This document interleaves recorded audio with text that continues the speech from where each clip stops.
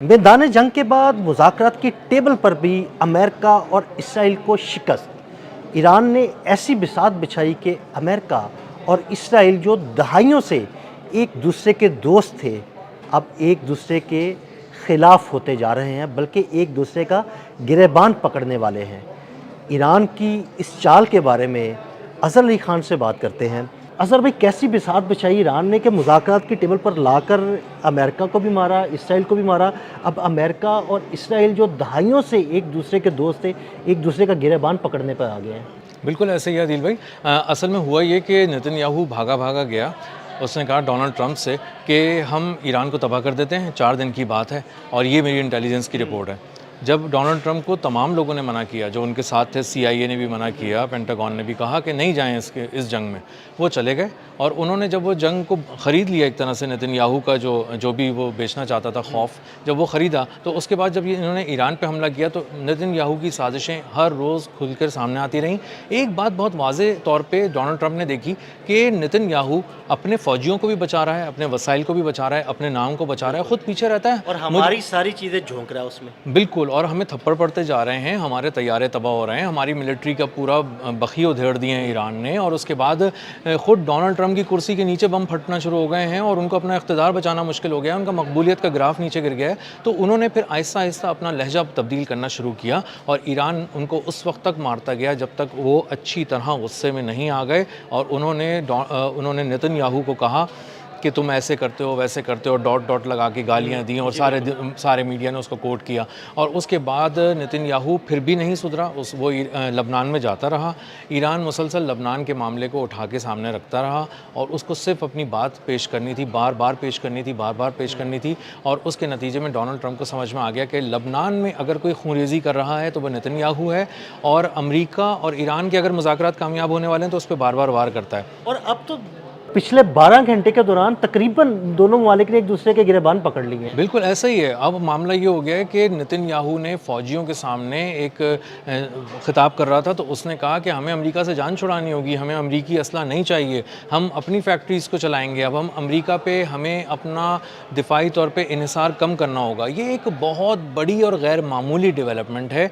सबके सामने खड़े होकर, दुनिया के मीडिया के सामने खड़े होकर ये कहना कि हमें अमेरिका की ज़रूरत नहीं है, हम चल सकते हैं इसके बगैर, हमें तुम पे इन्हिसार कम करना होगा। उसकी वजह 2 वजूहात हैं। एक तो ये कि अमेरिका उनको अब हो सकता है कि असलहा ना दे, उनकी चीज़ों को रिस्ट्रिक्ट करने जा रहा है, ये नेतन्याहू को पता है। और इसका मतलब ये है कि जब असलहा नहीं होगा तो वो जाके लबनान में, मशरिक़ वस्ता में, ईरान में जंग नहीं कर सकेगा।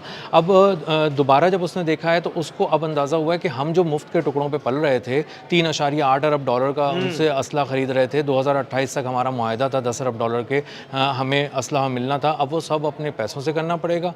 इसीलिए उनकी दूरियाँ बढ़ती जा रही हैं। डोनाल्ड ट्रंप कह रहा है कि तुम अपने तैयारों को अपग्रेड नहीं करो, वो हमसे ख़रीदा करो। तो उसने कहा कि नहीं, हम अब अपने तैयारे ख़ुद अपग्रेड करेंगे, 5th जनरेशन हम खुद बनाएंगे और उससे हो सकता है इससे अच्छी टेक्नोलॉजी भी। ये भी एक बड़ी बात है इस सारी सूरत हाल में ना, कि डोनाल्ड ट्रंप को इस बात का भी गुस्सा है। जी ऐसा ही है। तो डोनाल्ड ट्रंप कहने लगे कि तुम ना हमसे असला लेते हो, ना तुम हमसे कुछ और कर रहे हो, तुम अपनी चीज़ें कर रहे हो, रास्ते जुदा करना शुरू कर रहे हो।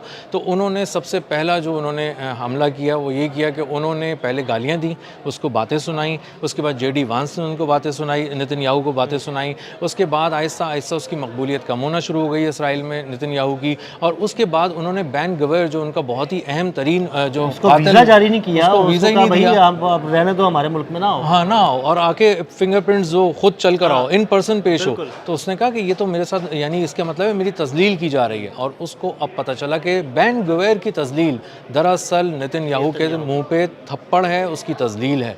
और नेतन्याहू ने इसीलिए बहुत ही दो टोक अल्फाज में फ़ौजियों के सामने बैठ के कहा कि अब हमें अमेरिका की ज़रूरत नहीं है, अब हमारे रास्ते जुदा हैं और हम अब अपने हिसाब से देखेंगे, हम अपनी चीज़ों को करेंगे। और हम, अमेरिका कौन होता है हमारे मामले में टांग अड़ाने वाला? लबनान में अगर हम हैं तो हम हैं और लबनान है, बीच में अमेरिका कहाँ से आ गया? तो वो क्यों कह रहा है और वो क्यों मुआहदे में लिखवा रहा है ईरान के साथ? ईरान कौन होता है इस मामले में आने वाला? तो जो हम स्टेक होल्डर हैं लबनान के अंदर, हम जाके बात कर रहे हैं तो हमें करने दो, हम उसको तबाह कर रहे हैं, हमें करने दो, तुम कौन होते हो बीच में आने वाले? तो ये बात भी डोनाल्ड ट्रंप के दिल पे लगी है कि तुम कौन होते हो भाई, ये कब कर। अच्छा अज़हर भाई, हमेशा से अमेरिका की पुश्तनाही के साथ मशरिक़ वस्ता में बदमाशी करता रहा इसराइल। अब अगर वो अमेरिका से अलग होता है امریکہ اس کا ساتھ نہیں دیتا اور وہ اپنے طور پہ مشرق وسطیٰ میں مختلف ممالک کے ساتھ جنگ لڑنے کی کوشش کرتا ہے، تو کیا مشرق وسطیٰ کے ممالک سے اب اس کو مارنی پڑے گی؟ بہت بری مار پڑے گی، اور اس حد تک مار پڑے گی کہ پچھلی بار تو یہ شاید امریکہ کی وجہ سے بچ گیا تھا، اس بار تو اس کا پورا چرغہ تیار ہوگا، اس کو پورا جلا کے بھسم کر دیں گے تمام ممالک۔ ایران پہ حملہ کرنے کی تو سکت تھی نہیں، اسی لیے یہ لے کر آئے تھے امریکہ کو، اکیلا اگر یہ جب امریکن شپس جب خطے میں پہنچ گئے اس کے بعد اس نے حملہ کیا، حملہ کیا، اور اس میں بھی انشور کیا کہ دوسری طرف سے ان کے طیارے آ بھی رہے ہیں کہ نہیں، تو اس کے بعد انہوں نے حملہ کیا، تو یہ کچھ بھی نہیں کر سکتا۔ لیکن مسئلہ یہ ہے کہ نتن یاہو کے پاس وقت بہت کم رہ گیا ہے، اصل سارا معاملہ یہ ہے، اور وہ اس کی مقبولیت گر چکی ہے، آگے الیکشنز آنے والے ہیں، کورٹس میں کیسز چل رہے ہیں اس کے، یہ سارے معاملات ہیں، اس کو جو کرنا ہے جلدی کرنا ہے۔ اسرائیل کو جلدی نہیں ہے، نتن یاہو کو بہت جلدی ہے، اور اسی وجہ سے اب سب چیخنا شروع ہو گئے ہیں کہ اب جس کے ہاتھ میں کمان ہے یہ تو لے جا کر پورے اسرائیل کو مروا دے گا، جو بڑی مشکل سے ایک زمین کے ٹکڑے پہ قبضہ کر کے اس کا نام اسرائیل رکھا ہے، یہ تو چاہتا ہے کہ وہ نقشے سے ہی مٹ جائے دنیا کے۔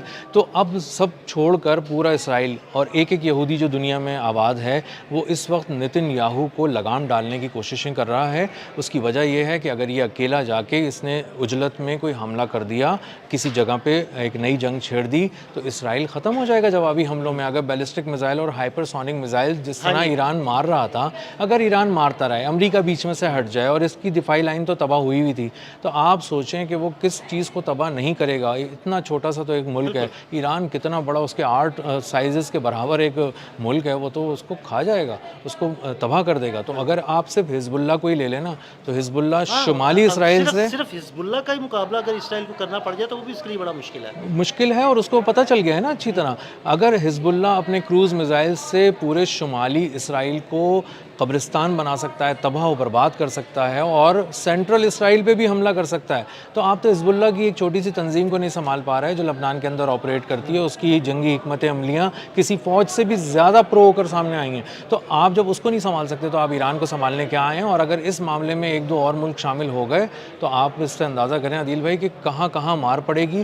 نتن یاہو تو خیر مارا جائے گا، ختم ہو جائے گا، لیکن وہ جو یہودیوں نے ایک دیش بسایا ہے، جو جنت تھی دنیا میں ان کی، وہ ساری جنت بھی جہنم بن جائے گی۔ لیکن یہودی تو اب سننے میں آ رہا ہے کہ کچھ جزائر خرید رہے ہیں یونان کے قریب، یا کچھ اور ممالک کی طرف جا رہے ہیں، تو کیا وہ یہاں سے اسرائیلی ریاست کو منتقل کرنے کا پلان بنا رہے ہیں؟ وہ چاہ رہے ہیں کہ گریٹر اسرائیل بنائیں، اور گریٹر اسرائیل کا مطلب مشرق وسطیٰ نہیں ہے، پوری دنیا ہے، اور اس کے لیے وہ قبرص میں، یعنی سائپرس جو انگریزی اس کا نام ہے ملک کا، وہاں جا کر زمینیں خرید رہے ہیں، اور ہنگری سے بلا رہے ہیں، ادھر سے بلا رہے سائپرس سے بھی خرید رہے ہیں، کچھ یونان کے کچھ جزائر بھی خریدنے کی باتیں ہو رہی ہیں۔ جی، تو وہاں پر آنا شروع کر دیا انہوں نے، قبضہ کرنا شروع کر دیا۔ قبرص میں تو کچھ جگہیں ایسی ہیں جہاں انہوں نے کہا کہ ہم نے 70% جگہیں خرید لی ہیں، اس لیے ہمارا ہی زور چلے گا، آپ لوگ ذرا یہاں سے باہر نکل جائیں اور ہٹا دیں۔ تو اندازہ ہو رہا ہے کہ ترکیہ کے بالکل قریب ایک قبرص میں ایک نیا دیش بسا رہے ہیں وہ لوگ، اور ان کا پلان یہی ہے کہ کسی طرح یورپ میں قدم رکھیں، وہاں پر آگے بڑھیں، اور آہستہ آہستہ اپنی معیشت، معاشرت اور اپنے قانون کو آہستہ آہستہ غیر محسوس انداز میں اس پورے خطے پہ لاگو کرنا شروع کریں۔ تو اگر نتن یاہو کا یہی معاملہ رہا تو یہ اتنا بڑا جو گریٹر اسرائیل کی ایک سازش تیار ہو رہی ہے جس پہ بہت ہی باریک بینی سے کام ہو رہا ہے، یہ سب تباہ ہو جائے گا، اور اسی لیے یہودی نتن یاہو کے بہت خلاف ہیں، کیونکہ وہ اسرائیل اور آنے والا کسی طرح کا بھی جو یہودی آبادکاری کہیں ہو سکتی ہے اس کو بہت بری طرح نقصان پہنچا رہا ہے۔ بہت شکریہ اظہر بھائی، اظہر بھائی نے بڑی تفصیل کے ساتھ اس سارے معاملے پر روشنی ڈالی۔ مزید اپڈیٹس کے لیے میں فالو کرتے رہیں عدیل احمد اور اظہر علی خان کو اجازت دیجیے گا، اللہ حافظ۔